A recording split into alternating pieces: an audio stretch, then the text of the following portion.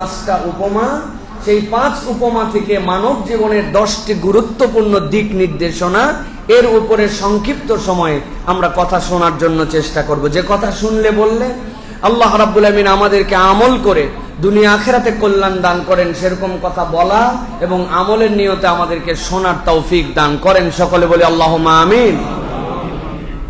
প্রিয় ভাইয়েরা, পবিত্র কোরআনুল কারীমের মধ্যে সর্বমোট প্রায় 40টা জায়গায় আল্লাহ রাব্বুল আলামিন উপমা ব্যবহার করেছেন, মিসাল ব্যবহার করেছেন। কোন একটা আল্লাহ রাব্বুল আমিনের পক্ষ থেকে উদাহরণ দিয়েছেন আমাদের জন্য। কোরআনের উপমাগুলোকে মুফাসসিরিনে কেরাম 3 ভাগে ব্যাখ্যা করেছেন। একটা হচ্ছে স্পষ্ট উপমা, একটা হচ্ছে সুপ্ত উপমা, আরেকটি হচ্ছে বহুল প্রচলিত কথা বা প্রবাদ, যেইগুলির আলোকে বলা হয়। একটা হচ্ছে আসমাউল মুসাররিহা, আরেকটা হচ্ছে আসমাউল কামিনা, আরেকটা হচ্ছে কওলুল মুহাক্ক, যেইগুলা সমাজের মধ্যে চলমান ছিল, কওলুল মুহাক্কি বলা হয়।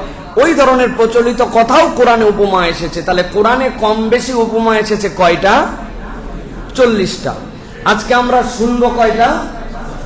5টা, 4টা বা 5টা আমরা শোনার চেষ্টা করব। ইমাম সুয়ুতি বলতেছেন যে উপমা ব্যঞ্জক শব্দের স্পষ্ট যদি বর্ণনা নাও থাকে, কিন্তু কোরআনের উপমাগুলা আল্লাহ এমন ভাবে উপমা হিসাবে উপস্থাপন করেছেন যে কেবল উপমা থেকেও মানুষ বুঝে নিয়ে এইটার দ্বারা উপকৃত হতে পারবে। কোরআনের উপমা এই জন্য একটা অনন্য বিষয়। সুবহানাল্লাহ। এখন এখানে সায়েন্সের এমন একটা বিষয়, মহাকাশ জগতের আপনাকে উপমা দেওয়া হচ্ছে। আপনি গ্যালাক্সি চিনেন না, আপনি নেহারিকা মন্ডল চিনেন না, আপনি ব্ল্যাক হোল সম্পর্কে কোনো ধারণা নাই। এখন আপনার কাছে একজন বলতেছে, যে বলতেছে তার উদাহরণ দেওয়া ঠিক আছে, কিন্তু জেনারেল পিপল এটার দ্বারা কোনো ফায়দা নিতে পারে না। সে খালি হা করে চিন্তা করতেছে, সব তো আমার মাথার উপর দিয়ে চলে গেল। হয় না এরকম? কিন্তু ইমাম সুয়ুতি বলতেছেন আল্লাহ উদাহরণ দিয়েছেন, কিন্তু কোরআনের অনন্যতা হচ্ছে ওই উদাহরণগুলো যদি কেউ ডিপলি নাও বোঝে, উদাহরণ স্বয়ং একটা সৌন্দর্য, এর দ্বারা বান্দা উপকৃত হয়ে যাবে। সুবহানাল্লাহ। আল্লাহ রাব্বুল আমিন কোরআনুল কারীমকে এরকম চমৎকার করে কতগুলো উপমা আল্লাহ রাব্বুল আমিন উপস্থাপন করেছেন।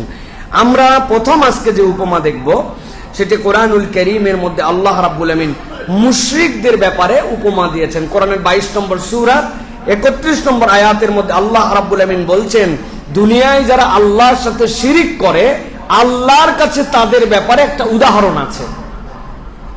আল্লাহ রাব্বুল আমিন বলছেন, হুনাফা লিল্লাহি গায়রা মুশরিকিনা বিহি ওয়া মান ইউশরিক বিল্লাহি ফাকান্নামা খাররা মিনাস সামাই ফাতাখতাফুহু আত-তায়র আও তাহওয়ি বিহির রিহু ফি মাকানিন সাহিক। আল্লাহ রাব্বুল আমিন বলছেন, দুনিয়ার মানুষ, দুনিয়াতে অনেকে আছে বুঝে না বুঝে আল্লাহ রাব্বুল আমিনের সাথে শিরিক করে, রব্বুল আমিন ছাড়া অন্য কাউকে ডাকে, আর মনে করে যাকে আমি ডাকতেছি সেও তো আমার জন্য কিছু করতে পারে। আল্লাহ বলছেন, দুনিয়ার মানুষ শুনে রাখো, হুনাফা লিল্লাহি গায়রা মুশরিকিনা বিহি, আল্লাহ রাব্বুল আমিনের একনিষ্ঠ বান্দা যারা, মুশরিক ছাড়া তাদের কথা ভিন্ন। ওয়া মান ইউশরিক বিল্লাহ, আর দুনিয়ার বুকে যারা আল্লাহর সাথে শিরিক করে, আল্লাহ বলছেন ফাকান্নামা খাররা মিনাস সামা। উদাহরণটা এরকম, আসমানের উপর থেকে উপর পর্যন্ত কোথা থেকে পতিত হচ্ছে জানে না, কিন্তু আসমানের উপর থেকে কোন একটা কিছু নিচের দিকে নিমজ্জিত হচ্ছে। আল্লাহ বলছেন, যেই না পড়ছে ফাতাখতাফুহু আত-তায়র, ওইটা যখন পরে ঈগল চিল যখন দেখতে পায়, সেইটা ওইটার পড়া দেখে জমিন পর্যন্ত আর পড়তে দেয় না। তার টার্গেটটা এত, নিশানাটা এত হার্ড, সে সাথে সাথে আসমান থেকে পড়া জিনিসটাকে ছোঁ মেরে ধরে ফেলছে। আপনি ভালো করে খেয়াল করে দেখেন, আপনার বাড়িতে অথবা আপনার কোন উপরে যেই জায়গায় আপনি আছেন, ওই জায়গার থেকে যদি আপনি মনে করেন কোন একটা খাদ্যের উচ্ছিষ্ট বা কিছু একটা ফেলে দিবেন, যেই জিনিসটা হালকা পড়ার ক্ষেত্রে সাঁ করে পড়বেন, একটু ভেসে ভেসে পড়তেছে, আর ওইটা যদি কোনো কাক দেখে, ওইটা যদি কোনো চিল দেখে, তাহলে জমিনে পড়ার আগে যেরকম সে ওই জায়গাতে টার্গেট করে আসমানে সেটা খেয়ে ফেলে।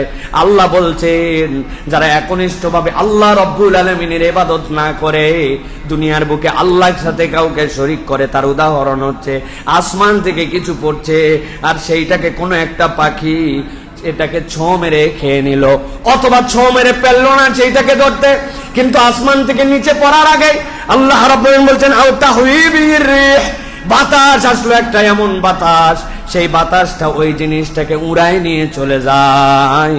উড়াই নিয়ে যখন চলে যায় আল্লাহ বলছেন ফি মাকানিন সাহিক, দূরবর্তী এমন জায়গায় উড়াই নিয়ে গেছে, তুমি দেখছো আসমানে উড়ে, কিন্তু তোমার সেইটার কোনো নিয়ন্ত্রণ নাই।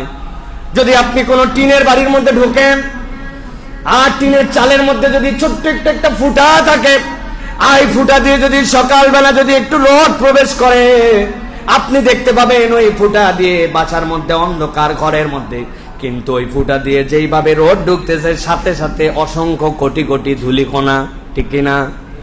তার মানে কি ওই টিনের চাল আর টিনের ঘর যেখানে ওই ফুটা যেখানে আছে ওই জায়গাতেই ধূলিকণা, এই জায়গাতে ধূলিকণা নাই? আছে, কিন্তু এই জায়গাটা আমি দেখতে পাই না।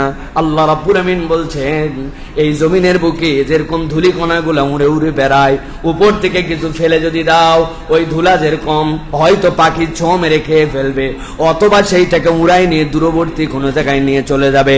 আল্লাহ বলছেন মুশরিকদের উদাহরণ হচ্ছে এরকম, সে যেরকম ভাবে আল্লাহ ছাড়া অন্য কারো কাছে উপাস্য হিসেবে গ্রহণ করে, আল্লাহ ছাড়া অন্য কাউকে উপাস্য হিসেবে গ্রহণ করার কারণে দুনিয়ার যাবতীয় তার ভালো কাজ, দুনিয়ার তার ভালো আচরণ, দুনিয়ার যা যা সে অন্যরকম করেছিল, তার এই শিরিক করার কারণে একটাও তার আমল নামায় স্থিতি পায় না, আমল নামায় জড়ো হয় না, সবগুলি উড়ে উড়ে তার আমল নামা থেকে বিচ্ছিন্ন হয়ে যায়। অনেক মুশরিকরাও আছে ভালো কাজ করে, আছে কিনা? আমাদের কাছে মাঝে মাঝে মানুষজন কঠিন প্রশ্ন করে, প্রশ্ন করছে হুজুর একজন মিথ্যা কথা বলে, একজন পারলে মানুষকে ঠকায়, একজন মানুষের সাথে খারাপ ব্যবহার করে, সাথে নামাজ পড়ে, আরেকজন লোক হুজুর মিথ্যা কথা বলে না, মানুষের সাথে ভালো আচরণ করে, কিন্তু সেই ব্যক্তিটা নামাজ পড়ে না। এই দুইজনের মধ্যে কোন ব্যক্তি ভালো? কোন ব্যক্তি ভালো? নামাজ অন্তত না পড়ুক, মানুষের সাথে ভালো ব্যবহার করে, ভালো কথা বলে, মিথ্যা বলে না। আপনার কমন সেন্স বলতেছে হয়তো এটা ভালো হতে পারে, কিন্তু একটা ছোট্ট উদাহরণ যদি আমরা দেই তাহলে আমাদের কাছে বিষয়টা পরিষ্কার হয়ে যাবে। খেয়াল করেন, আমি বহুবার উদাহরণ দেই। আপনার কাছে একটা ব্ল্যাক বোর্ড আছে, আপনার কাছে একটা হোয়াইট বোর্ড আছে, মার্কার একটা নিয়েছেন, নেওয়ার পরে ওই মার্কার দিয়ে এখন আপনি লিখতেছেন, এই জায়গাতে লেখার ক্ষেত্রে প্রথমে লিখেছেন একটা জিরো, মান কত? জিরোর মান কত? আরো একটা জিরো দিয়েছেন, মান কত? Double zero. আরেকটা জিরো দিয়েছেন, মান কত? জিরো। হঠাৎ করে আপনি এক লিখেছেন, একটা ওয়ান লিখেছেন, ওয়ান লেখার পরে বাম পাশে একটা জিরো দিয়েছেন, মান কত? বাম পাশে দিলে মান কত? বাম পাশে দুইটা জিরো দিয়েছেন, মান কত? আর যদি ওই এক লেখার পরে ডান পাশে একটা শূন্য দেন, মান কত? দুইটা দিয়েছেন কত? তিনটা দিয়েছেন কত? ভালো করে বুঝে রাখবেন, ঈমান আর মুসলমানদের জন্য সালাত হচ্ছে আপনার জন্য আপনার আমল নামায় এক। আপনি একই আমল নামা যত যা লেখেন ওইগুলো আপনার জন্য চিরকাল শূন্য। এই জন্য ঈমান আছে যার আর আমল নামায় পুঁজিতে সালাত আছে যার, বাকি অপরাধগুলাও আল্লাহর কাছে ক্ষমার যোগ্য হতে পারে, ঠিক না?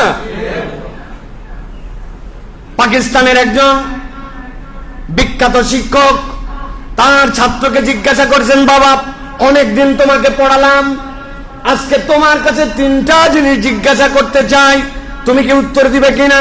বলে হ্যাঁ ওস্তাদজি চেষ্টা করব, আপনি বলেন আমাকে। বলে এক নম্বর জিজ্ঞাসা তোমার কাছে, বলো তো দুনিয়ার বুকে কারা কারা নামাজ পড়ে না, তোমার কি ধারণা? গভীর মনোযোগে বোঝার চেষ্টা করেন, কারা কারা দুনিয়ার বুকে নামাজ পড়ে না, তোমার চিন্তা কি, তোমার এটার দ্বারা এতদিন পর্যন্ত তাদাব্বুর কি? বলতেছে ওস্তাদ জি এখন পর্যন্ত আমি আমার ক্ষুদ্র গবেষণায়, ক্ষুদ্র আমার আপনার থেকে যে তালিম নিয়েছি তাতে বুঝেছি দুনিয়াতে 3 শ্রেণীর মানুষ নামাজ পড়ে না। কয় শ্রেণী?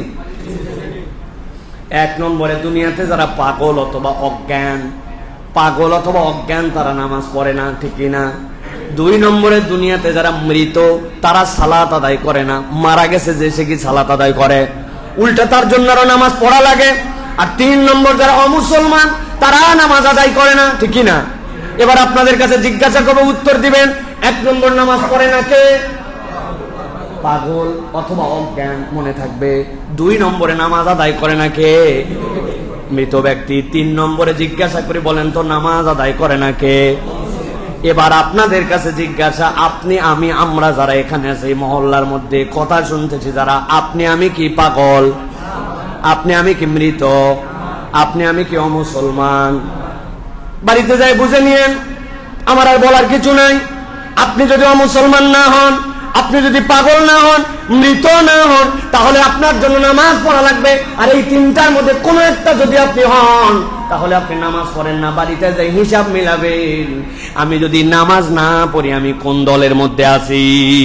মরেনও নাই, পাগলও হন নাই, তাহলে হয় 3 নম্বরে আছেন, না হয়তো ভিন্ন কিছু। ঠিক না? আল্লাহ রাব্বুল আমিন এই জন্য বলছেন, দুনিয়ার মানুষ ভালো করে বুঝো, আল্লাহর কাছে উদাহরণ এইটা। জিনিসটা আসমান থেকে নামতেছে, পাখি সেইটা ছো দিয়ে নিয়ে ফেললো, অথবা বাতাস তাকে এমন জায়গায় নিয়ে যেয়ে ফেলে দিল, তার এইগুলো একটাও কল্যাণ দিল না। এই জন্য বান্দাকে বুঝতে হবে, ইমানের থেকে দামি আমাদের জীবনে আর কিছু নাই। ইমান যেন আমাদের বলবৎ থাকে। আল্লাহর সাথে কোনো কথা কাজে আচরণে যেন ইমান ভেঙ্গে আমরা মুশরিকদের দপ্তরে নাম না লিখাই। ঠিক না? মুশরিক যেন আমরা না হই।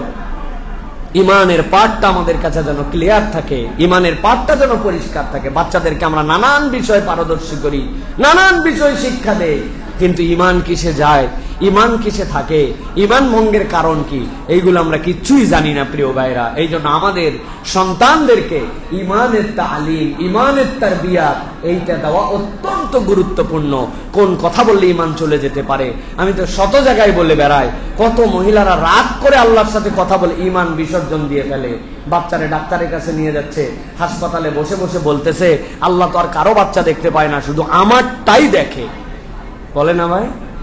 ওই যে ধান শুকোতে দিছে, ওই দিনই বৃষ্টি নামছে অথবা আকাশ মেঘ করছে, সাথে সাথে কি বলে, ভাই আমি যেদিন ধান শুকাতে দেই, আমি লেপটা যেদিন নাড়ে দিছি, আমি বালিশটা যেদিন শুকাতে দিছি, তুলাটা যেদিন একটু ভুনাতে দিছি, ওই দিনই বৃষ্টি নামান লাগে আল্লাহ। আছে না ভাই?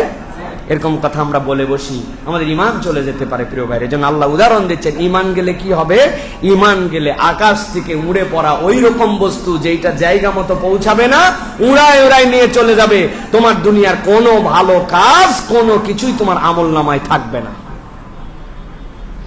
আল্লাহ রাব্বুল আলামিন দ্বিতীয় উদাহরণ দিচ্ছেন, বান্দারা বোঝো, শিরিক করো না। শিরিক তোমার জন্য কি করতে পারে? আল্লাহ রাব্বুল আলামিন সূরা আনকাবুত, কুরআনুল কারীমের 29 নম্বর সূরার 41 নম্বর আয়াতের মধ্যে আল্লাহ বলছেন, মাসালুল লাযীনা ইত্তাখাযু মিন দুনিল্লাহি আউলিয়া কামাসালিল আনকাবুত اتخذت بيتا وإن أوهن البيوت لبيت العنكبوت لو كانوا يعلمون। আল্লাহ রাব্বুল আলামিন বলেন, দুনিয়ার মানুষ, আল্লাহ রাব্বুল আলামিন উদাহরণ দিচ্ছেন, মাসালুল লাযীনা ইত্তাখাযু মিন দুনিল্লাহি আউলিয়া, আল্লাহ ছাড়া যারা দুনিয়ার বুকে কাউকে ওলি হিসেবে গ্রহণ করে। এই ওলি মানে কি? এই ওলি মানে অভিভাবক, এই ওলি মানে বন্ধু, এই ওলি মানে ইলাহ। আল্লাহ ছাড়া তুমি যদি কাউকে তোমার প্রভু বানায় ফেলো, আল্লাহ ছাড়া তুমি যদি কাউকে তোমার ইলাহ বানায় ফেলো, বন্ধু, প্রকৃত বন্ধু যদি তুমি মনে করো, আল্লাহ বলছেন তার উদাহরণটা আল্লাহর কাছে মাকড়সার মতো। মাকড়সার কি অপরাধ? কেন আল্লাহ রাব্বুল আলামিন মাকড়সার উদাহরণ দিলেন? আল্লাহ বলছেন, ইত্তাখাযাত বাইতান, সে বাড়ি বানায়, ওয়া ইন আওহানাল বুয়ুতি লাবাইতুল আনকাবুত, দুনিয়াতে সূক্ষ্মতে সূক্ষ্মভাবে দেখতে সবচেয়ে অসাধারণ যদি বাড়ি কেউ বানায়, তাহলে ওই বাড়িটা বানায় মাকড়সা। কিন্তু আল্লাহ বলছেন দুনিয়াতে এর থেকে নরম, এর থেকে বেশি হালকা আর কোনো বাড়ি হতে পারে না। পৃথিবীতে একমাত্র প্রাণী যে নিজের পেটের থেকে উদ্গীরণ দিয়ে তার ঘর বানায়, পৃথিবীতে আর কোনো প্রাণী নাই। মানুষ থেকে শুরু করে পৃথিবীতে যত প্রাণী আছে সে তৃতীয় কোনো জায়গা থেকে তার ঘর বানানোর জন্য সরঞ্জামগুলা সংগ্রহ করে। ছোট্ট পাখি সে অন্য জায়গা থেকেই নিয়ে আসে, জিনিসপত্র নিয়ে এসে তার বাড়ি বানায়। ছোট্ট পিঁপড়া তার ঘর নির্মাণের জন্য বাহির থেকে কিছু নিয়ে আসে। কিন্তু একমাত্র প্রাণী, যেই প্রাণী মাকড়সা, যে নিজের লালা দিয়ে, পেটের লালা দিয়ে তার ঘর বানায়, ঘরটাও খুব সহজ বানানো নয়, ঘরটা বিশাল কঠিন সেইটা, কেননা এর মধ্যেও বিশাল শিল্প চর্চা আছে।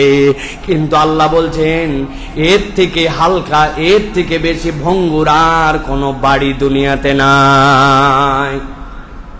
এই পর্যন্ত বলে রেখে দিলে হতো, কিন্তু আল্লাহ রাব্বুল আলামিন এখানে বলেছেন লাউ কানু ইয়ালামুন। রব্বুল আলামিন বলছেন যদি তারা জানতো। এই যদি তারা জানতো তারা আল্লাহ রাব্বুল আলামিন কি বুঝিয়েছেন? মুফাসসিরিন কিরামের কওল আছে, এর মধ্যে গভীর মনোযোগ দেন। দুনিয়াতে এখন আল্লাহ বললেন আল্লাহকে ছাড়া যারা ওলি হিসাবে, বন্ধু হিসাবে, ইলাহ হিসাবে গ্রহণ করে, তারা বিরাট বিরাট ঘটনা ঘটায় দুনিয়ার বুকের। আপনারা দেখবেন আমরা নতুন করে জানতেছি এখন আয়রন ডোম, জানেন না ভাই? আসমানের মধ্যে থেকে আপনি যা মারবেন সেটা সেখানে ধরে ফেলবে। এখন যখন মাকড়সা ঘর বানাইছে, ঘর বানাই যখন বসছে, ঘর বানাই বসার পরে চিন্তা করছে দুনিয়ার যত জঙ্গি বিমান আসুক সব ধরে ফেলবো। মাকড়সার জঙ্গি বিমান কোনটা? মাছি, ঠিক কিনা ভাই? ওর কাছে জঙ্গি বিমান, জেট বিমান, মাছিগুলো শার্ট করে সে ধরে ফেলবে চিন্তা করছে। এরপরে চিন্তা করছে এখন জঙ্গি বিমান তো যায়, কিন্তু এরপরে যদি কোনো রকম ছোট ছোট অ্যাপাচি, ছোট ছোট বিমান যদি আছে সেইগুলাও ধরবো। সেগুলা কোনগুলা? মশাগুলা সে ধরার জন্য টার্গেট করে রাখছে। পোকা যেইগুলা, ওই পোকাগুলাকে নানান ধরনের আক্রমণ হবে, আক্রমণগুলা সে ঠেকাই দিবে, পোকাগুলাকে চিন্তা করে আছে। কিন্তু কোনো একটা মানুষ যদি চিন্তা করে এই আঙ্গুলটা দিয়ে এরকম করে একটু উঠাই ফেলবো অথবা মুখ দিয়ে ফু দিয়ে দিব, তাহলে এতক্ষণ যা যা সে ঠেকাইছিল আর যে ভঙ্গি নিয়ে বসেছিল সব ঠেকাই ফেলবো। সবগুলা তার প্ল্যান প্রোগ্রাম শেষ, এক ফুৎকারে সেইটা শেষ হয়ে যেতে পারে।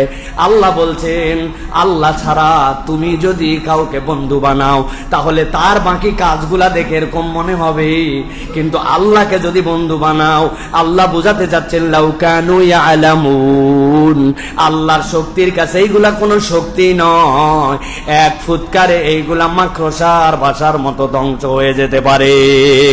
ঠিক না? প্রিয় মুসলমান, আল্লাহ রাব্বুল আলামিন কিন্তু এখানে যেটা বুঝাচ্ছেন, আল্লাহ ছাড়া যদি কেউ কাউকে ডাকে, দুনিয়াময় তার বিস্তৃতি, দুনিয়াময় তার জাল, দুনিয়াময় তার হুঙ্কার, এইগুলা একটা আল্লাহর কাছে মূল্য নাই। যেরকম অনেক বড় বাড়ি বানানোর পরে মাকড়সার ঘরের মূল্য নাই, আল্লাহ বলছেন আল্লাহ ছাড়া যাদের সাথে সম্পর্ক আল্লাহর কাছে তাদেরও এরকম মূল্য নাই। কেননা ডাকতে হলে ডাকতে হবে আল্লাহকে। তুমি আল্লাহ ছাড়া অন্য কাউকে ডেকেছো, এইটা আল্লাহ রাব্বুল আলামিনের কাছে গ্রহণযোগ্য নয়। বান্দা হিসাবেও এইটা বান্দার ফিতরাতের সাথে শোভনীয় নয়। বান্দা হিসাবেও বান্দার ফিতরাতের সাথে শোভনীয় নয়। আল্লাহ বলছেন ইন্নাল্লাহা ইয়ালামু মা ইয়াদউনা মিন দুনিহি মিন শাই ওয়া হুয়াল আজিজুল হাকীম। আল্লাহ বলছেন আল্লাহ জানেন তুমি আল্লাহ রাব্বুল আলামিন ছাড়া আর কাকে ডাকো, আল্লাহ ছাড়া আর কাকে তুমি ডাকো, এটা আল্লাহ রাব্বুল আলামিন জানেন। আল্লাহ রাব্বুল আলামিন আজিজ, আল্লাহ রাব্বুল আলামিন মহাজ্ঞানী। আল্লাহ বলছেন আল্লাহর কাছে এইগুলা হিসাব করা আছে। এই জন্য প্রিয় ভাইয়েরা, বান্দা বিপদে পড়লে, আপদে পড়লে বান্দা একমাত্র যার প্রতি ভরসা করবে তিনি হচ্ছেন আল্লাহ। তিনি কে? কিন্তু আমাদের ইমানের দুর্বলতার কারণে আমরা ডানে দৌড়াই, বামে দৌড়াই, আর দুনিয়ার নানান ধরনের প্রযুক্তি, নানান ধরনের ক্ষমতাকে আমরা মনে করি বিশাল বড় এক ক্ষমতা নিয়ে তারা বসে আছে। আল্লাহ বলছেন এইগুলো একটাও ক্ষমতা নয়, প্রকৃত ক্ষমতা হচ্ছে আল্লাহ রাব্বুল আলামিনের কাছে। সুবহানাল্লাহ। লিবিয়ার সাথে যখন যুদ্ধ হচ্ছিল, আফ্রিকার সেই অঞ্চলকে দখল করে নেওয়ার জন্য যখন ফ্রান্স এবং তার বাহিনীরা যখন যুদ্ধ করতেছিল, লিবিয়ার মুজাহিদিনরা যখন যুদ্ধ করেন, ওই সময়ে সম্মুখ যুদ্ধে মুসলমানের সাথে তারা পেরে ওঠে নাই, কোনো কালেও তারা পারে নাই, পারবেও না। কেননা মুসলমান জীবন দেওয়ার জন্য যুদ্ধে নামে, আর অন্যরা নিজেরা আত্মরক্ষা করে যুদ্ধ জিতে বাকি জীবনটুকু আনন্দে উদযাপনের জন্য তারা যুদ্ধে নামে। এই দুই মৌলিক পার্থক্যের কারণে মুসলমানের সাথে কোনো কালেই কেউ সম্মুখ যুদ্ধে পারে না। মুসলমানদের সাথে গেরিলা যুদ্ধে না পেরে এরপরে ফ্রান্স সিদ্ধান্ত নিল, উপর থেকে এখন আমরা হেলিকপ্টার গানশিপ দিয়ে তাদেরকে শেষ করে দিব। মুজাহিদদের কমান্ডারের কাছে গেল, মুজাহিদরা যা বলছে, এখন থেকে আর আমাদের যুদ্ধ করে আমাদের আর কোনো লাভ নাই। কেননা তারা উপর থেকে আমাদের প্রতি হেলিকপ্টার গানশিপ দিয়ে আমাদেরকে এখন মিশন নিয়েছে, হত্যা করবে, আমাদেরকে মারবে। আমাদের তো হাতের অস্ত্র যতটুকু, ওইটা দিয়ে ওই রেঞ্জ পর্যন্ত যায় না। মুজাহিদের যিনি কমান্ডার তিনি জিজ্ঞাসা করছেন, ও মুজাহিদিন, তোমরা যে বলছো উপর থেকে তারা তোমাদেরকে মারবে, তাদের হেলিকপ্টারটা কত উপরে থাকবে, তাদের বিমানটা কত উপরে? বলে অনেক উপরে। আরে অনেক উপরে তো বুঝলাম, কত উপরে? বলে আমাদের অস্ত্রের রেঞ্জের বাইরে। বলে আমি সেইটা জিজ্ঞাসা করি নাই, আমি জিজ্ঞাসা করছি অনেক উপর থেকে তারা আক্রমণ করবে, কিন্তু যে উপর, এইটাকে আরশে আজমের উপর দিয়ে না নিচ দিয়া? মুজাহিদরা বলছে, কি বলেন কমান্ডো আপনি? আরশে আজমের উপর দিয়ে আবার কেমন করে আমাদেরকে যুদ্ধ করতে আসবে? আরশে আজমের উপরে কেউ উঠতে পারে কিনা? উনি বলেছেন, যাদের বিমান, যাদের ক্ষমতা আরশে আজমের উঠতে পারে না, আরশে আজমের উপরে উঠতে পারে না, আর তাদের মালিক যখন আরশে আজমের উপরে থাকে, ঈমান যদি মজবুত হয়, তাহলে যেই ঈমানদার ওই আরশে আজমের আল অধিপতির বান্দা, ওই বান্দা দুনিয়াতেও কখনো পরাজিত হতে পারে না। সুবহানাল্লাহ। দরকারটা কি? দরকারটা হচ্ছে আমার ঈমান। আল্লাহ রাব্বুল আমিন এই জন্য বলছেন, দুনিয়ার মানুষ যত মুশরিক, এই মুশরিকদের যত জাল থাকুক না কেন, ফাতুল কাদিরের ভিতরে এসেছে এই বর্ণনা, বানায় বলতেছি না। তিনি বলছেন, দুনিয়ায় যত নেটওয়ার্ক আর যত জাল বিস্তীর্ণ তারা করুক না কেন, মুশরিকদের আমল যেরকম আল্লাহর কাছে নাই, ওই রকম মুশরিকদের যত প্রজেক্ট থাক না কেন, আল্লাহর কাছে ওইটা হচ্ছে একটা বাইতুল আনকাবুত, মাকড়সার ঘরের মতো। আল্লাহ সুযোগ দিয়ে রাখেন, কিন্তু সময় মতো একটা বাতাস দিলে সবগুলি নিঃশেষ হয়ে যাবে। মুসলমানদের এই জন্য প্রকৃতার্থে ভয় পাওয়ার কারণ নাই। অনেকেই বলবেন, হুজুর এত মার গাজায় খেলাম, এত মার ফিলিস্তিনে খেলাম, তারপরে আমরা তো জয় দেখতে পেলাম না। আরে ভাই, একটা ছোট্ট অ্যানালাইসিস বুঝেন, ছোট্ট সাধারণ অ্যানালাইসিস বুঝেন। একটা মানুষ অ্যাক্সিডেন্টেও মরতে পারে, একটা মানুষ নানান ধরনের উষ্টা খায়ও মরতে পারে, ঘরের মধ্যে হার্ট ফেল করেও মরতে পারে। মৃত্যু তো আমাদের নিশ্চিত, ঠিক কিনা? কিন্তু শাহাদাতের মৃত্যু কি সকলে পায়? যেই মৃত্যুর পরে কোনো হিসাব নাই, যদি মাত্র সে বান্দার সাথে ঋণগ্রস্তের সম্পর্ক না থাকে, তার কোনো হিসাব নাই, আল্লাহ বিনা হিসাবে জান্নাত দিবেন। যার জন্য জানাজার আগে গোসল নাই, ওই ব্যক্তিকে আল্লাহ দ্রুত জান্নাতে নিতে চান। ওই মৃত্যু তো সকলের নসিব হয় না। তোমরা দেখতেছ আক্রমণ করে শেষ করো, আর গাজাবাসী দেখতেছ আল্লাহ বিনা হিসাবে তাদেরকে জান্নাতি বানায়। সুবহানাল্লাহ। সুতরাং আমাদের লস প্রজেক্ট নাই, কিন্তু আল্লাহ পারিপার্শ্বিক লোকগুলার টেস্ট নিয়ে নিচ্ছেন আল্লাহ রাব্বুল আলামিন, যে বাকি বিশ্বের মুসলমান তোমাদের অবস্থানটা কি ছিল, তোমাদের করণীয় কি ছিল, তোমরা এখানে তাদের পক্ষে কি করছো। আল্লাহ বাকিদের টেস্ট নিচ্ছেন, ওরা তো ডাইরেক্ট পরীক্ষার হলে, আর বাকি যারা আছে আল্লাহ তাদেরকে অন্যরকম টেস্ট নিচ্ছেন, এই মানুষগুলার অবস্থান কি। সুতরাং তাদেরকে নিয়ে ভাবার থেকে আমাদেরকে নিয়ে ভাবা দরকার, যে আমরা তাদের জন্য কি করতেছি। অনেকে তো আমরা এরকমও আছি যে একটা স্ট্যাটাস দিলে, একটা কথা বললে, তাদের পক্ষে স্লোগান দিলে বলে, আরে কি হবে ভাই, এগুলা করে কোনো লাভ নাই। যারা বলে এদের অন্তরের মধ্যে নেফাকি ঢুকে গেছে, এরা মুনাফিকের চরিত্রের রূপান্তর হয়েছে, ঠিক কিনা? এই জন্য প্রিয় ভাইয়েরা, মুশরিকদেরকে নিয়ে আমাদের ভাবনার দরকার নাই। আমরা আমাদের ভাবনাটা নিজেদেরকে ভাবনার মধ্যে আনতে হবে, যে মুশরিকদের ক্যারেক্টারিস্টিক আমাদের মধ্যে ঢুকছে কিনা। মুশরিকদের ক্যারেক্টারিস্টিক কি? দুনিয়ায় তাদের একমাত্র জায়গা, এখানেই সবকিছু করতে হবে, যে কোনো মূল্যে এটা করতে হবে। এখন মুসলমানদের চরিত্র তো ওরকম হয়ে গেছে, মরতে আর কেউ চায় না, মনে হয় আমি এখানে বেঁচে থাকবো, চিরকাল যেন থাকার জন্য আমার সব আয়োজন, ঠিক না ভাই? এটা তো মুশরিকিনদের চরিত্র। মুসলমানদের চরিত্র তো এটা নয়। মুসলমানদের চরিত্রের মধ্যে থাকবে, তার মধ্যে থাকবে ইমানের তামান্না, তার মধ্যে থাকবে শাহাদাতের তামান্না, ঠিক কিনা? এই যে আপনারা চট্টগ্রামে দেখেছেন সাম্প্রতিক আমাদের অ্যাডভোকেটকে হত্যা করে ফেলা হয়েছে, দেখছেন না আপনারা? কি নৃশংসভাবে তাকে হত্যা করা হয়েছে, কি জঘন্যভাবে তার প্রতি অজাচার করা হয়েছে। আমরা আশ্চর্য হয়ে দেখেছি। এরপরে দেশের কতকগুলা বুদ্ধিজীবী, কতকগুলো পরজীবী, কতকগুলো রাজনীতিবিদ তারা সামগ্রিক মুসলমানদের যে দাবি, ওই দাবির বিপক্ষে যে তারা কেবল ক্ষমতাকে গ্রহণ করার জন্য ক্ষমতার তারা টার্গেট করে তারা বিভিন্নভাবে তাদের পক্ষেও সাফাই গায়। মুসলমান নামদের এরকম মুনাফেক আছে কিনা? আমরা মুসলমানদেরকে বলেছি, আমরা আমাদের ভাইদেরকে বলেছি শান্ত থাকেন, আপনারা কখনো উত্তেজিত হবেন না। কিন্তু তার মানে এই শান্ত থাকার বলা মানে এইটা নয় যে এটা আমাদের দুর্বলতা, বরং আমরা আমাদের ইমানের দায়িত্ব পালন করেছি। আমি বরাবর একটা কথা বলছি, বল এখন সরকারের কোর্টে। আপনি যদি ঠিকঠাক মতো খেলেন তাহলে ভালো, নচেত 16 কোটি 17 কোটি মুসলমান রেফারি আছে। আপনারা যদি উল্টা পাল্টা করেন, আগেও যেরকম লাল কার্ড দেখায় বিদায় করা হয়েছে, আপনাদেরকে 17 কোটি মুসলমান ইচ্ছা করলে লাল কার্ড দেখায় আপনাদেরকে বিদায় করবে, ঠিক কিনা? আমাদের এই শান্তিপূর্ণ অবস্থানকে কখনো দুর্বলতা মনে করেন না। আমরা তাদের মন্দির পাহারা দিয়েছি মূর্তি পাহারা দেওয়ার জন্য নয়, আমরা আমাদের দায়িত্ব পালন করেছি এই দেশকে স্থিতিশীল রাখার জন্য, সাম্প্রদায়িক উস্কানি দাঙ্গা বন্ধ করার জন্য। মন্দির পাহারা আমরা মূর্তি পাহারা দেওয়ার জন্য দেই নাই। কিন্তু এইটাকে যদি আপনার দুর্বলতা ভাবেন, তাহলে আমাদের বাঁধ যদি ভেঙে যায় তাহলে আর কিন্তু ঠেকানোর কোনো উপায় থাকবে না, ঠিক কিনা? যে চট্টগ্রামে আপনারা এরকম শয়তানি করেন, ওইখানে মুসলমানরা উদ্যোগ নিয়ে যদি প্রস্তাব করে দেয় বন্যা এসে যাবে, ঠিক কিনা? আমরা কিচ্ছু বলি নাই, আমরা শুধু বলতেছি আপনারা স্থিতিশীল হন, সহনশীল হন।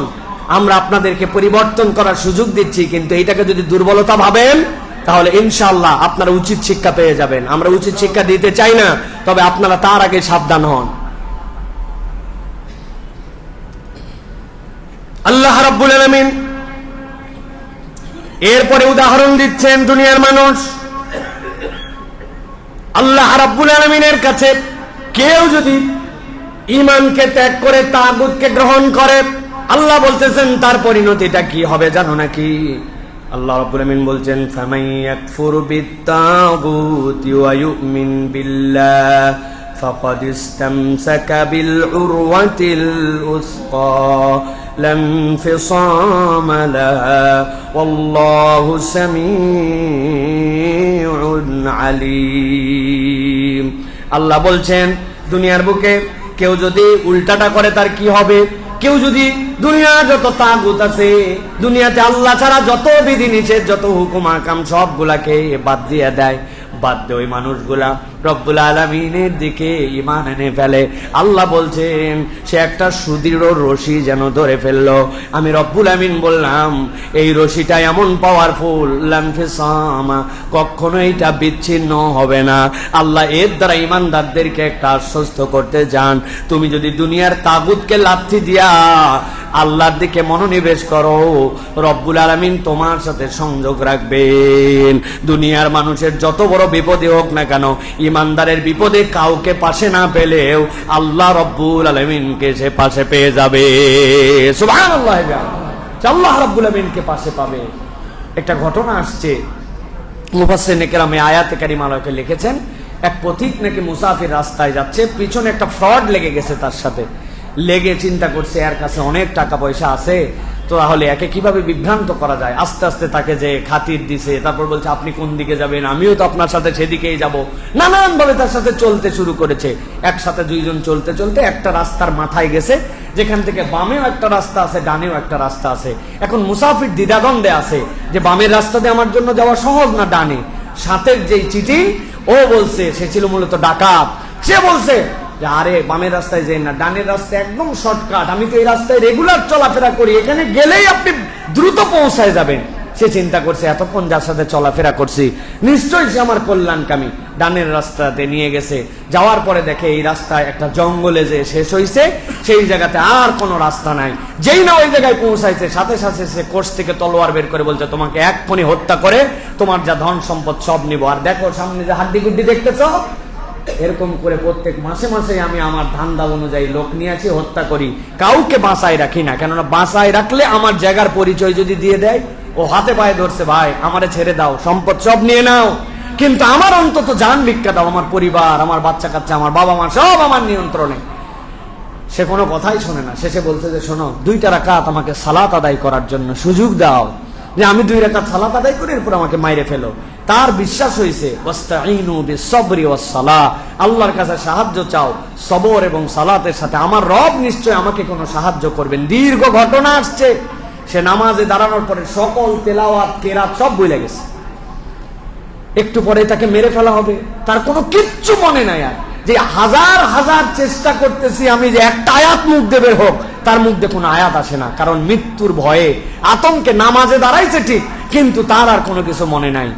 কিন্তু এই অবস্থাতে সে 2 রাকাত নামাজ যখন শেষ করছে, করার পরে উঠার পরে দেখে যে তাকে যে মারবে, মারার লোককে খুঁজে পাচ্ছে না। পাশে দেখে অশ্বারোহী একজন বীর যোদ্ধা তার পাশে দাঁড়ায় আছে। দাঁড়ায় বলতেছে, মুসাফির তোমার নামাজ কি শেষ হয়েছে? হ্যাঁ। তুমি এই রাস্তায় না যে এই পেছনের রাস্তা দিয়ে যে তুমি তোমার গন্তব্যে চলে যাও। চিন্তা করতেছে কি ব্যাপার, এইরকম থেকে এরকম ঘটনা ঘটলো। তাকায় দেখে যেই ব্যক্তি তাকে হত্যা করার জন্য নিয়ে আসছিল, তাকে দ্বিখণ্ডিত ফেলে রাখছে। তাকে জিজ্ঞাসা করছে, এই জায়গাতে আমাকে সহযোগিতা করার জন্য আপনি কোত্থেকে উদয় হলেন? সে তখন বলছে, আমি আল্লাহর ওই ফেরেশতা। আল্লাহ যে বলছেন ওয়াস্তাঈনু বিসসবরি ওয়াসসালাহ, বান্দা যখন সালাত এবং ধৈর্যের মাধ্যমে আল্লাহর কাছে সাহায্য চায়, এই সাহায্য করার জন্য আল্লাহ আমাকে নিয়োজিত রেখেছেন। দুনিয়াময় আমি এইটার জন্য ডিউটি করে বেড়াই। এখন আল্লাহ তোমার সূরা কেরাত কিচ্ছু মনে নাই, কিন্তু সালাতে যে দাঁড়িয়েছো এইটুকুই কবুল করে আল্লাহ তোমার দিল দেখে, তোমার খুলুসিয়াত দেখে তোমাকে সাহায্য করার জন্য আমাকে পাঠাইছেন। সুবহানাল্লাহ। অতএব প্রিয় ভাইরা, সেই ফেরেশতাও আছেন, সেই আল্লাহ আছেন, কিন্তু সেই সাহায্য প্রার্থী হিসাবে আমরা আজকে দুর্বল। আমরা আল্লাহর কাছে দিল দিয়ে সাহায্যটা চাইতে পারি না, যে রব্বুল আলামিন আমাকে সাহায্য করেন, এইটা আমরা আল্লাহর কাছে বলতে পারি না। অতএব আল্লাহ বলছেন যে যদি কেউ দুনিয়ার সবাইকে বাদ দিয়ে রব্বুল আলামিনকে গ্রহণ করে ফেলে, আল্লাহ বলছেন এমন সুদৃঢ় একটা দড়ি তার সাথে লাগানো যেটা বিচ্ছিন্ন হবে না। রব তাকে পেয়ে যাবে, রব তার কাছে চলে আসবেন। আল্লাহ রাব্বুল আমিন ওই বান্দার যাবতীয় হাজত মান্নত পূরণ করে দিবেন। সুবহানাল্লাহ। আল্লাহ রাব্বুল আমিন এবার একটা উদাহরণ দিচ্ছেন, এক আজলা পানি দিয়ে আল্লাহ উদাহরণ দিচ্ছেন। আমরা অনেক সময় কল থেকে, ট্যাপ থেকে অনেক সময় এক আজলা পানি নেই। আল্লাহ কোরআনুল কারীমের মধ্যে একটা উদাহরণ দিচ্ছেন, খেয়াল করেন। 3 নম্বর উদাহরণ আল্লাহ রাব্বুল আমিন বলছেন, ওয়াল্লাযীনা ইয়াদউনা মিন দুনিহি লা ইস্তাজিবুনা লাহুম বিশাইইন ইল্লা কাবাসিতিন কাফকাবাসিত কাফাইহি ইলাল মাই লিয়াবলুগা ফাহ ওয়ামা হুয়া বিবালিগিহি ওয়ামা দুআউল কাফিরিনা ইল্লা ফি দালাল। ঠান্ডা মাথায় বসেন, রব্বুল আমিন কি বলছেন? আল্লাহ বলছেন ওয়াল্লাযীনা ইয়াদউনা মিন দুনিহি, যারা আল্লাহ ছাড়া অন্য কাউকে ডাকে। এরকম মানুষ আছে না ভাই? আল্লাহ ছাড়া উপাসনালয় বানায়, আল্লাহ ছাড়া অন্যের জন্য উপাসনালয় বানায়, আসনামের কাছে যে তারা কামনা করে, মূর্তির কাছে তারা ডাক দেয়। আল্লাহ কি সুন্দর করে বলছেন, উদাহরণটা তাদের হচ্ছে লা ইস্তাজিবুনা লাহুম বিশাইইন, ওরা তো শোনেই না, উত্তর আবার কেমনে দিবে? ওদের কোনো উত্তরই দেওয়ার ক্ষমতা নাই। কিন্তু আল্লাহ বলছেন এই মানুষগুলা কেমন ভাগ্য বিড়ম্বিত জানো নাকি? আল্লাহ রাব্বুল আমিন বলছেন ইল্লা কাবাসিতিন, এমন একজন পিপাসার্থ মানুষ, যেই পিপাসার্থ মানুষটা পিপাসায় তৃষ্ণায় তার বুক ফেটে যাচ্ছে, সামনে তার পানিও আছে, কিন্তু ওই মানুষটা চিন্তা করতেছে যে আমি পিপাসার্থ, পানিটাই আমার কাছে এক আজলা ভর্তি হয়ে চলে আসুক। আল্লাহ রাব্বুল আমিন বলছেন লিয়াবলুগা ফা, যেন তার মুখে এক আজলা পানি চলে আসে। তৃষ্ণার্ত ব্যক্তি এখানে বসে আছে, পানিটা ওই জায়গায়, আর কল্পনা করতেছে আমার কাছে যেন পানিটা চলে আসে। ওয়ামা হুয়া বিবালিগিহি, আল্লাহ বলছেন কখনোই পানি তার আজলা ভর্তি হয়ে তার মুখের কাছে আসবে না, এটা আল্লাহর সুন্নতের মধ্যে নয়। আল্লাহ বলছেন ওয়ামা দুআউল কাফিরিনা ইল্লা ফি দালাল। আল্লাহ বলছেন একই রকম ভাবে যারা আল্লাহ ছাড়া কারো কাছে আহ্বান করে তাদের সকল আহ্বান গুলাই বৃথা। কেন আল্লাহ উদাহরণ দিলেন?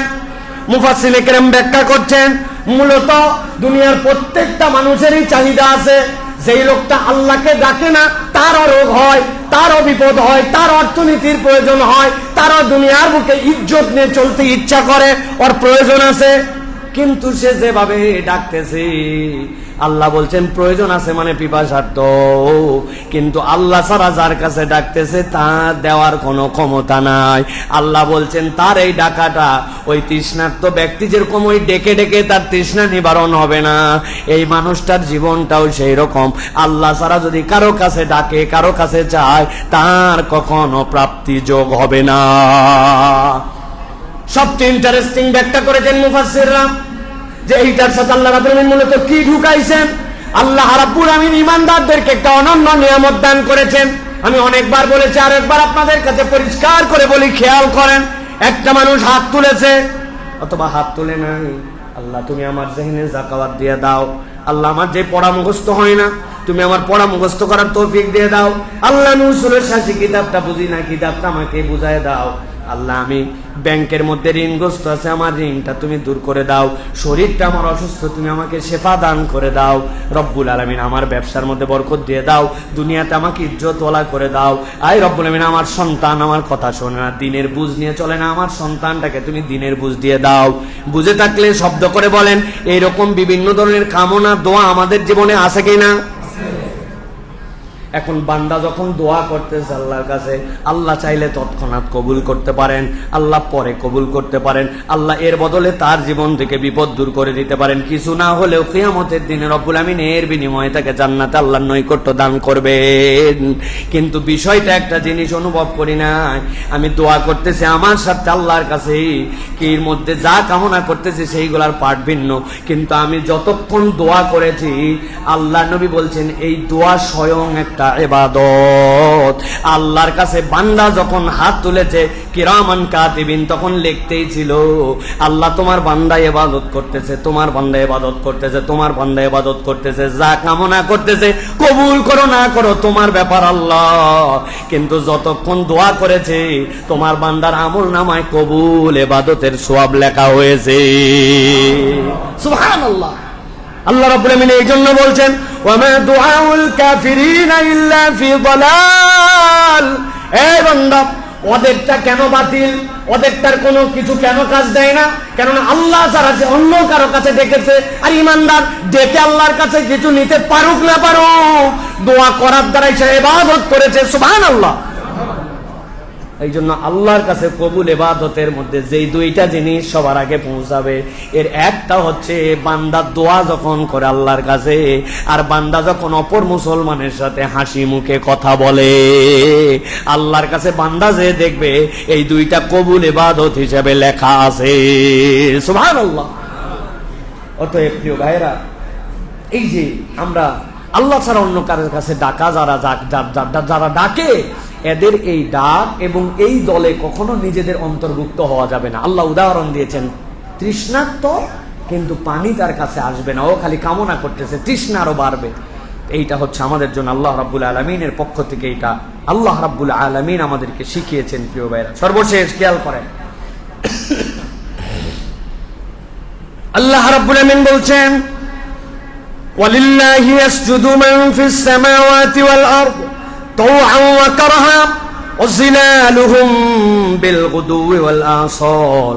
এটা সিজদার আয়াত, সবার একটা সিজদা দেওয়া লাগবে, মনে থাকবে। ভালো করে খেয়াল করেন আল্লাহ রাব্বুল আমিন কি বলেছেন, কেন এতগুলা লোকের জন্য আমি এটা পড়লাম। আল্লাহ রাব্বুল আমিন বলছেন ওয়ালিল্লাহি ইয়াসজুদু মান ফিস সামাওয়াতি ওয়াল আরদ। আসমান জমিনে যা কিছু আছে সব কিছু আল্লাহর সিজদা করে। সুবহানাল্লাহ বলেন।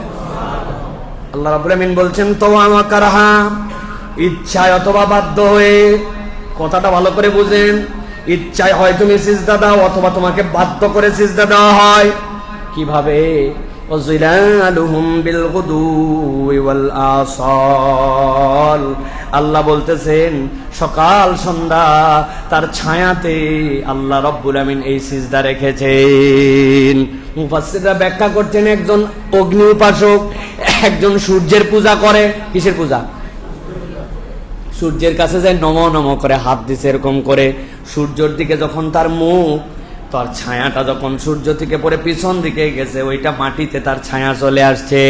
আল্লাহ বলছেন তুমি চাও বা না চাও, তুমি চাইলেও তো সূর্যের উল্টা দিকে তোমার ছায়া নিতে পারবে না। আল্লাহ বলছেন তুমি ইচ্ছায় অনিচ্ছায় তোমার ছায়াকে দিয়েও হলেও আল্লাহ সিজদা নেওয়া। সূর্যকে তুমি তোমার ইচ্ছা মতো দিক পরিবর্তন করাতে পারবে না। আল্লাহ রাব্বুল আলামিন বলছেন এই জন্য দুনিয়ার সকল মানুষ তার হুকুম মানতে বাধ্য। আরেক দল ব্যাখ্যা করেছেন তাওআন ওয়া কারহা, আল্লাহর হুকুম মানতে সব মানুষ বাধ্য। আপনি বলতেছেন আমি রাত্রে ঘুমাই না, না ঘুমাবাই।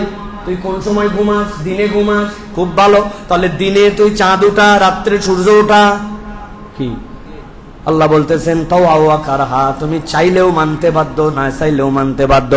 এই জন্য বলা হয় দুনিয়ার মানুষ যা করে, দুনিয়ার মানুষ চেতন মনের থেকে অবচেতন মনে বেশি কাজ করে। বলেন তো আমরা চেতনে বেশি করি না অবচেতন? বুঝেন নাই? আপনাকে বলে দেওয়া হয়েছে 1 মিনিটে 35 বার নিঃশ্বাস নিবি। 1 মিনিটে কয়বার?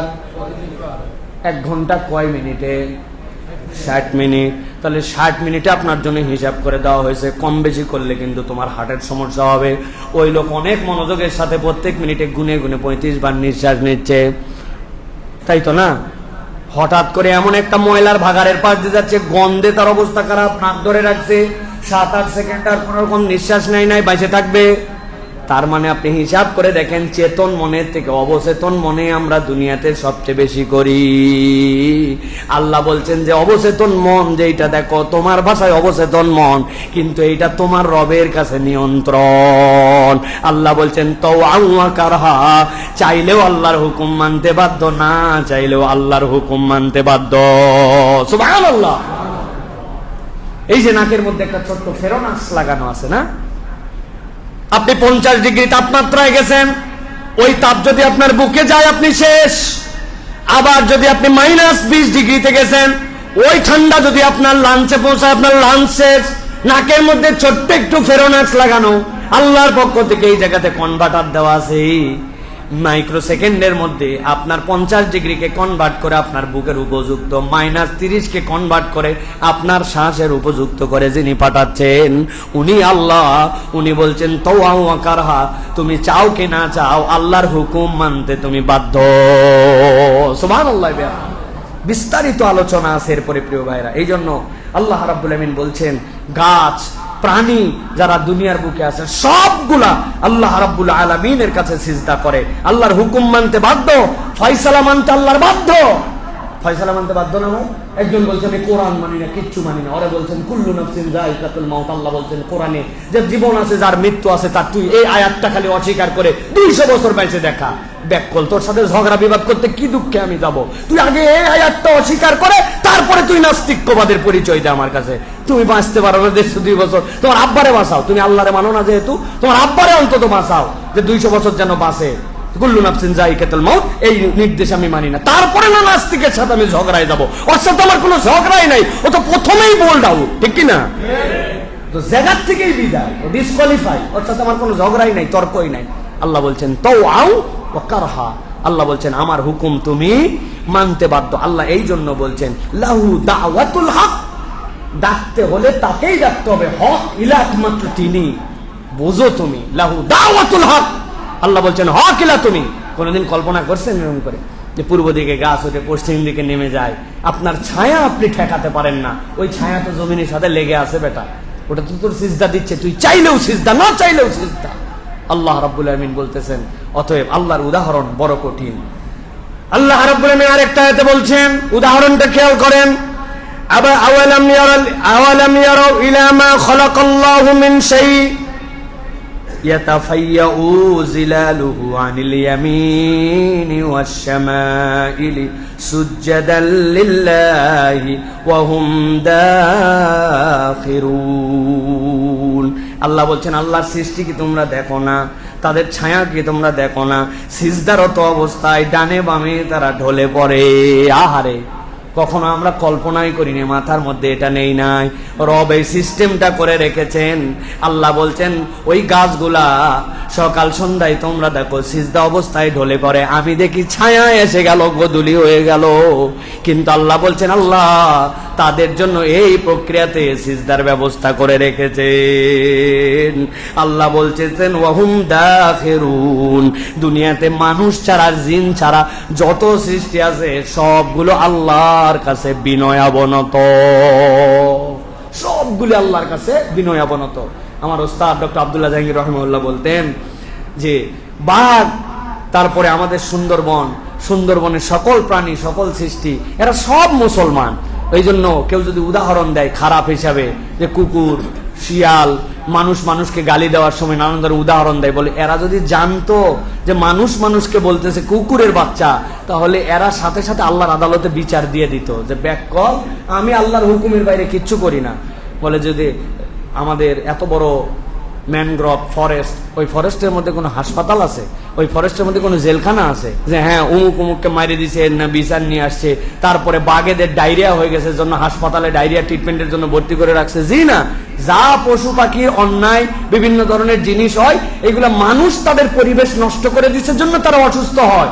এটার কারণ তারা, আমরা নদীর মধ্যে এমন ভাবে যান চালাচ্ছে, এমন ধরনের বিষাক্ত জিনিস দিয়ে মাছ ধরতেছে, ওই পানিটা খায়, কেউ বেচারে আক্রান্ত হয়, ও ন্যাচারালি আক্রান্ত হয় না, কেননা সকলে আল্লাহর নির্দেশিত পথে চলে, হুকুম মেনে চলে।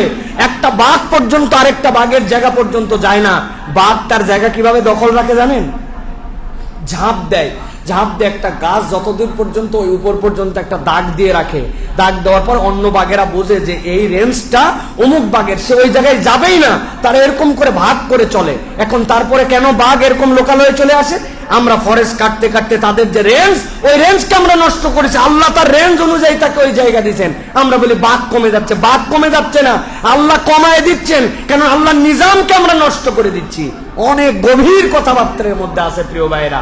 অতএব পৃথিবীর সবাই বিনয়াবনত আল্লাহর হুকুমের প্রতি দায়িত্বশীল, একমাত্র মানুষকে আল্লাহ দায়িত্বশীল হওয়ার জন্য উদাহরণগুলো দিয়েছেন। আমরা মানতে চাই না, আমরা শুনতে চাই না। আল্লাহ রাব্বুল আলামিন এই জন্য বলছেন যে এই মানুষ, এই সব কিছু আল্লাহর কাছে বিনয় অবনত।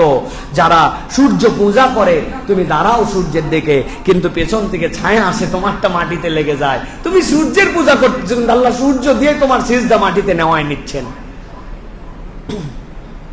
সর্বশেষ আল্লাহ রাব্বুল আলামিন সূরা ইব্রাহিম 24 নম্বর আয়াত তালেব ইলমদের জন্য পড়া দিলাম, যাবেন অনুবাদ পড়বেন, শব্দ বাই শব্দ এটার ব্যাখ্যা পড়বেন, হৃদয়ের মধ্যে কোরআনের আনন্দ অনুভব করবেন। তাদাব্বুর লাগবে, কোরআন কেবল পড়লেই হবে না, এটা তাদাব্বুর লাগবে। তাদাব্বুর না হলে হৃদয়ের ঈমান আপনার জন্য বৃদ্ধি হয় না। আল্লাহ কোরআনুল কারীমের মধ্যে বলছেন আলাম তারা কাইফা দারাবাল্লাহু মাসালান কালিমাতান তাইয়িবাতান কাশাজারাতিন তাইয়িবা আসলুহা সাবিতুন ওয়া ফারউহা ফিস সামা। আমার আল্লাহ রাব্বুল আলামিন বলছেন, এই দুনিয়ার মানুষ, রব তোমার কি উদাহরণ দেন জানো নাকি? একবার অনুভব করে দেখেছো নাকি? আল্লাহ রাব্বুল আলামিন বলছেন কালিমাতান তাইয়্যিবা, কালিমাতুন তাইয়্যিবা। কালিমায়ে তাইয়্যিবা কি? তারা বলছেন এই কালিমায়ে তাইয়্যিবা হচ্ছে লা ইলাহা ইল্লাল্লাহ। এই কালিমায়ে তাইয়্যিবা হচ্ছে বান্দা যেই নিদা দিয়ে আল্লাহ রাব্বুল আলামিনকে ডাকে। আল্লাহ বলছেন কাশাজারাতিন তাইয়্যিবা, এইটা হচ্ছে এমন একটা গাছ যেই গাছটা হচ্ছে পবিত্র। আল্লাহ মূলত এর দ্বারা মুমিনের চরিত্র বুঝিয়েছেন। আল্লাহ বুঝাচ্ছেন এই গাছটা হচ্ছে, মুফাসসির কেরামের ব্যাখ্যা অনুযায়ী সেইটা খেজুর গাছ। খেজুর গাছের উদাহরণ নবীজিও দিয়েছেন। আল্লাহ রাব্বুল আলামিন বলছেন আসলুহা সাবিত, ওর গোড়াটা সুদৃঢ়ভাবে মাটির মধ্যে পতিত।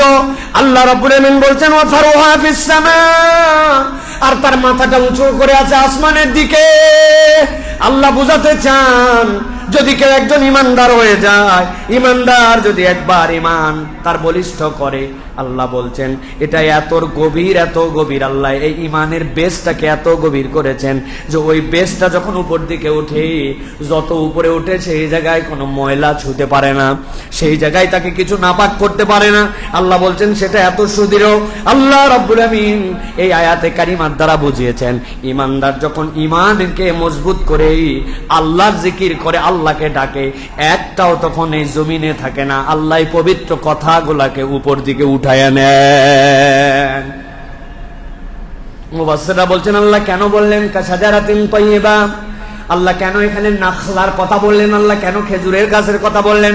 খেজুর গাছের স্বকীয়তা হচ্ছে সে মরে যাবে, সে শেষ হয়ে যাবে, কিন্তু কখনো তার পাতা কখনো ঝরে পড়বে না, শেষ পর্যন্ত সে তার পাতাগুলাকে নিয়েই থাকবে। সে ধ্বংস হয়ে যাবে, সে নিচে যাওয়ার পরে সারে রূপান্তর হবে, তারপরেও সে কখনো তার পাতা ছেড়ে দিবে না।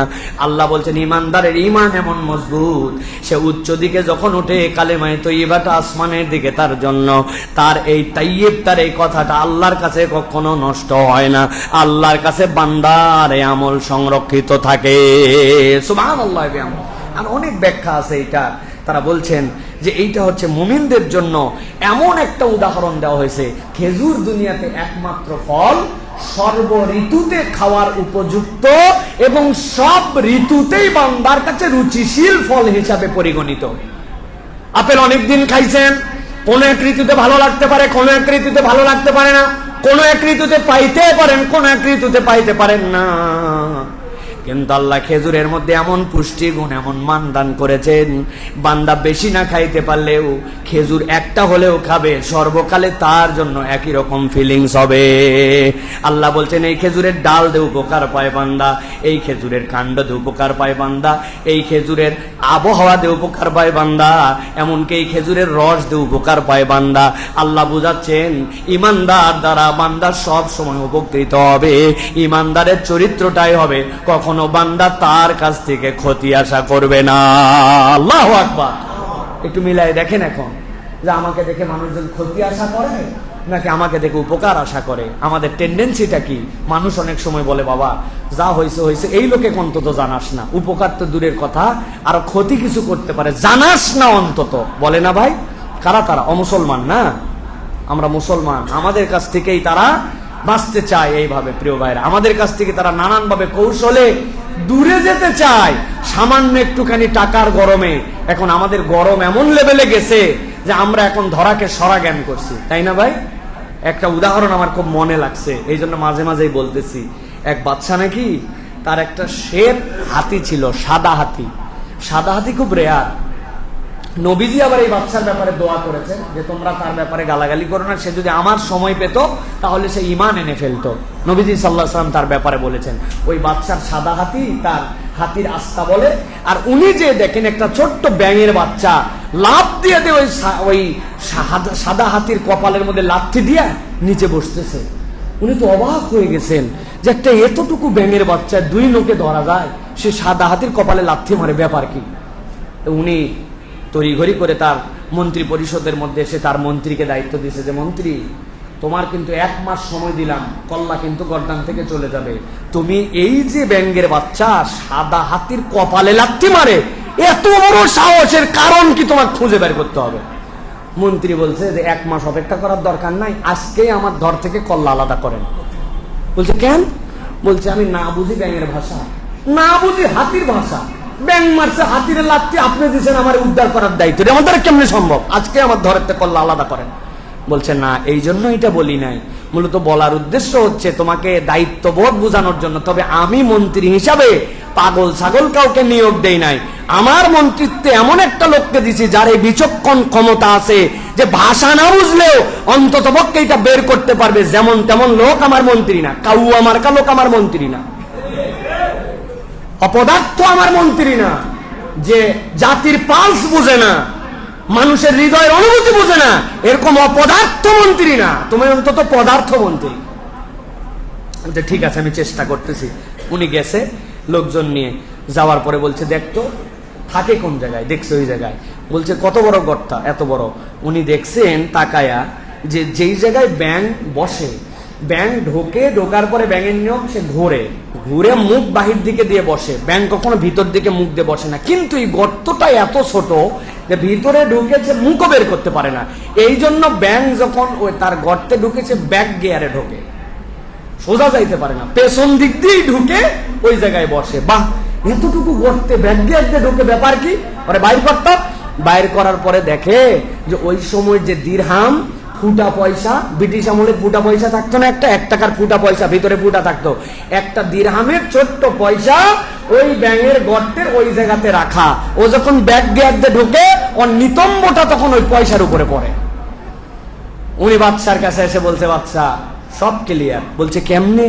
1 মাস সময় দিলাম, তুমি ঘাবড়াই গেলে, আর এখন 1 ঘন্টায় ক্লিয়ার। বলছে বাচ্চা যাইয়ে দেখি গর্ত এত ছোট, ব্যাক গিয়ারে ঢোকা লাগে, তবে ব্যাক গিয়ারে ঢুকলে হবে কি, ওর নিচে একটা ফুটা পয়সা দিরহাম আছে, ওইটা তার পাছার উপরে পড়ে।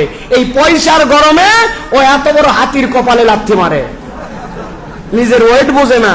এখন আমাদের অনেকেই আছে কি হনুরে, অল্প একটু টাকা পাইছি, অল্প একটু পয়সা পাইছি, আল্লাহ চিনে না, রসুল চিনে না, পাওয়ার পেয়ে গেছে, ক্ষমতা পেয়ে গেছি, কিন্তু আল্লাহর ক্ষমতার কাছে ওই শ্বেত হস্তি একটা উদাহরণ মাত্র, ওইটার কোনো তুলনা নাই। অতএব আল্লাহর ক্ষমতার কাছে দুনিয়ার টাকা পয়সার গরম দিয়ে কোনো লাভ নাই। বিনয়ী হতে হবে। পাওয়ার পাইছি, ক্ষমতা পাইছি, কিছু একটা হয়েছি, কিচ্ছু হয়নি, আমরা কিচ্ছুই হই নাই এখনো।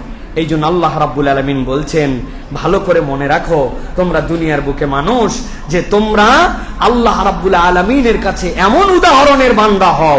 আলাম তারা কাইফা দরাবাল্লাহু মাসালান কালিমাতান তাইয়্যিবা, যে তোমাদের কথাটা এমন হবে উচ্চকিত কাশাজারাতিন তাইয়্যিবা, এটা তোমার কাছে বিরাট বড়, আসলুহা সাবিত ওয়া ফারউহা ফিস সামা। আল্লাহ বলছেন আসমান বিস্তৃত হয়ে যাবে। ইমানদারের আচরণ, ইমানদারের কথা, হেল্পিং হ্যান্ড, পরোপকার, মানব কল্যাণ, তার আচরণ এসে আল্লাহর কাছে অনন্য হয়ে যাবে। সুবহানাল্লাহ বিহামদিহি। শেষ আরেকটা গল্প বলে শেষ করি। এক বাচ্চার মা নাকি অসুস্থ হয়েছে, আমার কাছে খুব দিল লাগা গল্প এটা। বাচ্চার মা অসুস্থ হয়েছে, সে মাকে এত ভালোবাসে, 1 টাকা কোত্থেকে ম্যানেজ করছে করে বাজারে চলে গেছে। যা শুনছে সকলের কাছে যে তাকে ভালো করতে পারে একমাত্র সৃষ্টিকর্তা আল্লাহ। ও দোকানে যায়, বলছে ভাই আপনার দোকানে আল্লাহ পাওয়া যায়?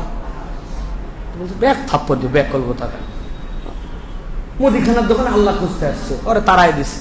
আরেক দোকানে গেছে, পাশে বাচ্চা যায় না, ওর মা তো অসুস্থ, ওর তো আল্লাহকে কিন্তু বলে একজন জিজ্ঞাসা করছে, কি ব্যাপার রে ভাই, তুই পাগলা হয়েছিস নাকি? বলে না, আমার আল্লাহকে লাগবে, 1 টাকায় যদি পাওয়া যায় তো একটা আল্লাহ দাও। ঘুরতে ঘুরতে এক দোকানে গেছে, যেই দোকানে যাওয়ার পরে দেখে কিছু নাই, কিন্তু লোকজন টেবিল ডেস্ক নিয়ে বসে আছে। যাই এক মুরব্বী মানুষ তাকে বলছে, আপনার দোকানে কি আল্লাহ পাওয়া যায়? উনি চিন্তা করছে, বহুত লোক বহুত জিনিস চাইতেছে, বাচ্চা এই কথা বললো কেন? ডাক দিয়েছে, বাপ এদিকে, কি ব্যাপার, আল্লাহকে লাগবে কেন? আর তোর কাছে কয় টাকা আছে? বলছে আমার কাছে 1 টাকা আছে। আল্লাহকে লাগবে মানে? আমার মা খুব অসুস্থ, শুনছে আল্লাহ কেবল বাঁচাতে পারে, তা আমার যদি একটু সুযোগ হয় তাহলে আমার আল্লাহরে দিলে আমি ওই আল্লাহরে নিয়ে যাবো, নিয়ে গেলে আল্লাহ যেন আমার মাকে বাঁচায় দেয়। ছোট মানুষের বুঝ। উনি বলছে, হ্যাঁ আমার দোকানে আল্লাহ পাওয়া যায়, তুই টেনশন করিস না, এই যে ধর এই পানি, এই পানিটুকু তোরে দেওয়া হলো, তুই নিয়ে যাই তোর মারে খাওয়াই দিবি, এইটাই আল্লাহ পাওয়ার পানি, এটার মধ্যেই আছে সব। মূলত উনি বাচ্চার মেন্টাল স্যাটিসফ্যাকশনের জন্য এই কাজটা করেছেন, কিন্তু উনি খবর নিছে যে ওই বাচ্চাটা কোন হাসপাতালে তার মা ভর্তি, কোন জায়গায় তার ট্রিটমেন্ট কেমন হচ্ছে। একটা ছোট বাচ্চা যখন বেরিয়ে আসছে তার মায়ের জন্য, তার মানে বোঝা যায় তার আর কোনো সহায় সম্বল নাই, তাছাড়া এই বাচ্চা এরকম করে আসার কথা নয়। উনি হাসপাতালে যোগাযোগ করে সব ক্লিয়ার করে বলছেন তার উন্নত ট্রিটমেন্টের ব্যবস্থা করেন। যাই হোক, এক পর্যায়ে তার মা ভালো হয়ে গেছে। ওই বাচ্চা তো মনে করছে সুবহানাল্লাহ, ওই যে 1 টাকাতে পানি কিনছিলাম ওইটাই আল্লাহ, ওইটাই তাকে ভালো করছে। হাসপাতালে যখন বিল আসছে, বিল দেখে তো তার মাথা খারাপ, তার মায়েরও মাথা খারাপ, এত টাকা পয়সা কেমনে দিবে। একজন বলছে এই টাকা পয়সা সব একজন দিয়ে চলে গেছে, আপনারা চিন্তা করেন না। ওই ছেলে দৌড়ায় যার কাছ থেকে আল্লাহ নিয়ে আসলো তার কাছে যায়, বলে আমার মা তো ভালো হয়ে গেছে, এই অবস্থা। লোকজন বলছে যে কে আপনার বিলটা দিল? তখন ওনারা যে পরিচয় দিছে যে ওই লোক বিল দিছে, ওই বাচ্চার আল্লাহ কিনার দোকানের সাথে তার হিসাব মিলে গেছে, মা আর ছা দুইজন মিলে গেছে। যাওয়ার পরে বলে আপনি আমার জন্য এত কিছু করলেন? বলে দেখো প্রত্যেক বছরে আমি নানান পারপাসে নানান টাকা খরচ করি, কিন্তু এই ছেলে যখন আসছে যে আল্লাহকে পাওয়ার জন্য, আমার নবী তো জানাইছে যে যখন কোনো মারিদ অসুস্থ হয়, বান্দা যদি তার সেবা করে সে তার সেবার দ্বারা আল্লাহকে পায়। তা আমি তো মনে করছি তোমার সেবার দ্বারা আমি আল্লাহকে পেতে চাইছি, তোমার সন্তানকে এটা একটা বুঝ মাত্র দিয়েছিলাম। প্রিয় ভাইরা, ইমানদারের চরিত্র তো এরকম হওয়ার কথা, কিন্তু হয়েছে উল্টা। এখন কেউ বিপদ নিয়ে গেলে উল্টা তারে আরো কত বিপদে ফেলানো যায়, এটা হচ্ছে আমাদের চিন্তা, ঠিক না ভাই? উনি বিপদে আছে, চিন্তা করছে তোর বাড়ি তো পাশে, বেচে দে আমার কাছে, অন্তত বাড়ি বেচে তুই নে তোর জন্য। আর একজন সালিশ নিয়ে গেছে যে ভাই আমার বাড়ির কান্নিস নিয়ে ঝামেলা, বাউন্ডারি ওয়াল নিয়ে ঝামেলা, তো নেতা নিজেই বাড়ির মালিক হয়ে গেছে। এরকম উদাহরণ আমাদের এলাকায় আছে, আছে কিনা? আর নাম বললাম না, আপনারা সব জানেন প্রিয় ভাইরা। সুতরাং আমাদেরকে আল্লাহকে পেতে হলে আল্লাহ রাব্বুল আমিনের প্রকৃত বান্দা হওয়ার জন্য চেষ্টা করতে হবে। উদাহরণ অনেকগুলা দিয়েছি, এই উদাহরণগুলো আমাদের জীবনে মনে রাখার চেষ্টা করব, অন্যকে জানাই দেওয়ার চেষ্টা করব। আল্লাহ রাব্বুল আমিন যেন আমাদেরকে তার প্রকৃত গোলাম হয়ে, কেবলমাত্র আল্লাহমুখী হয়ে, আল্লাহকে আল্লাহ স্বীকার করে, ওলি স্বীকার করে আল্লাহর প্রকৃত বান্দা হওয়ার তৌফিক দান করেন। বলেন আল্লাহুম্মা আমিন। হাযা মা ইনদি ওয়াল ইলমু ইনদাল্লাহ।